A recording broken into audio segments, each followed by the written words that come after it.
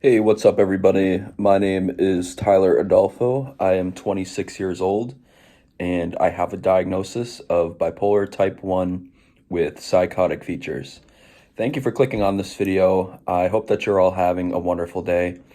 In today's video, the topic is 3 terrifying facts about bipolar disorder.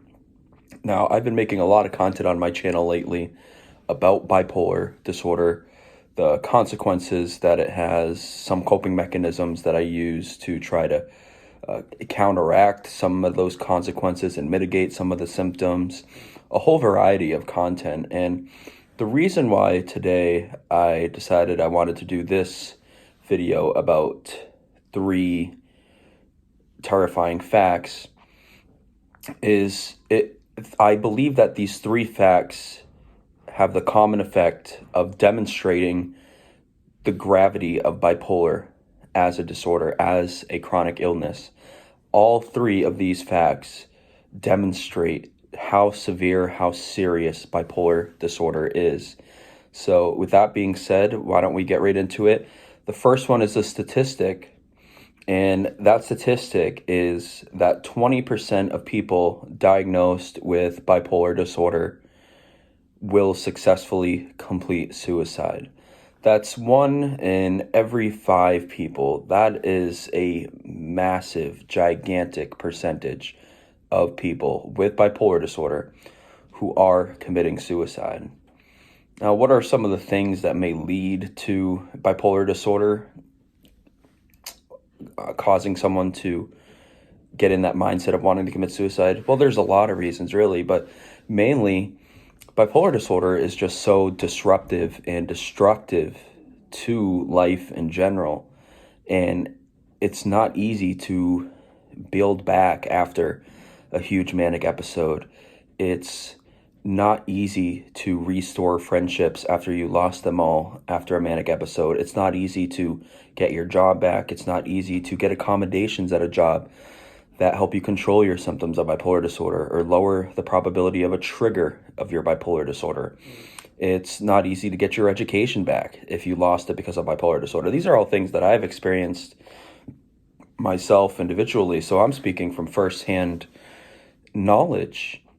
It's just not easy having bipolar disorder in general, and that's why I made a video a few days ago, more than a few days ago, but the toughest parts of having bipolar disorder, because I want to really put it out there and make sure that we all understand that this isn't an easy condition to have. And one of the things I say is that bipolar disorder is truly a full-time job. The amount of stress that we undergo, the things that we have to do to manage our illness, it's unlike what anyone else has to do in the normal population. I don't like that word normal, but that's all that came to mind. The next terrifying fact is that bipolar disorder is a lifelong chronic illness. There is no cure for bipolar disorder. So when you're confronted with this fact as a patient with bipolar disorder, you really only have 2 options. Option 1 is to take the path of no treatment, no medications, and see how you fare with bipolar disorder and its consequences. And the other option is to do treatment and take medications to manage your bipolar disorder. And both have their own pros and cons, that's for sure. Let's take a look at the first option first. So the first option, with trying to deal with the fact that bipolar is a lifelong chronic illness with no cure, is no treatment, no medications.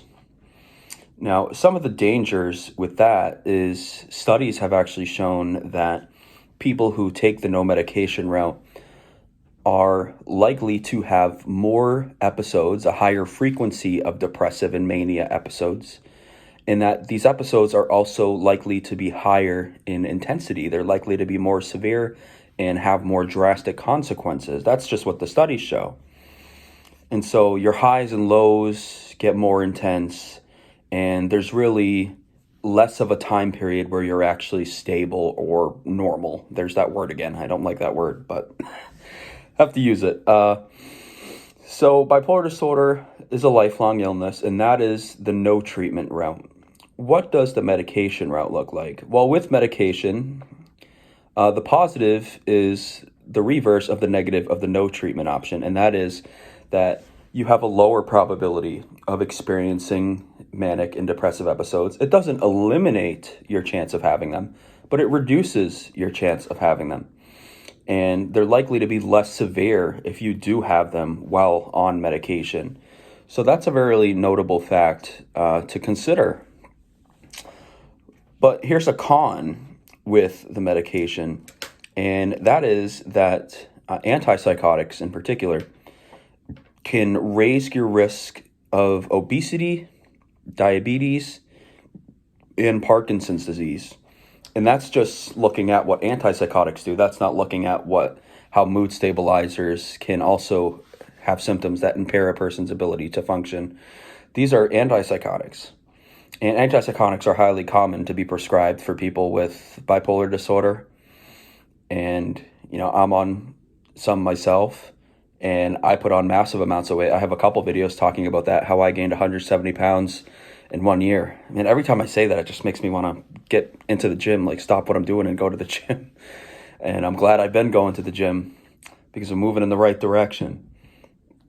So bipolar disorder is a lifelong illness, and whether you do it with treatment or without treatment, the studies have also shown that bipolar disorder in general is likely over time to gradually diminish your memory, your concentration, your attention, and your executive function, which is things like your ability to organize or your ability to plan things.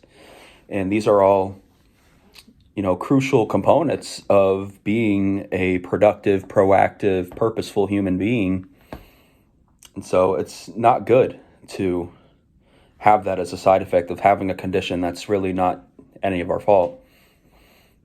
The last terrifying fact about bipolar disorder I'll be sharing in this video is that mania can actually cause brain damage. Specifically, mania has been shown in studies to damage gray matter in the brain and diminish the amounts of gray matter in the brain.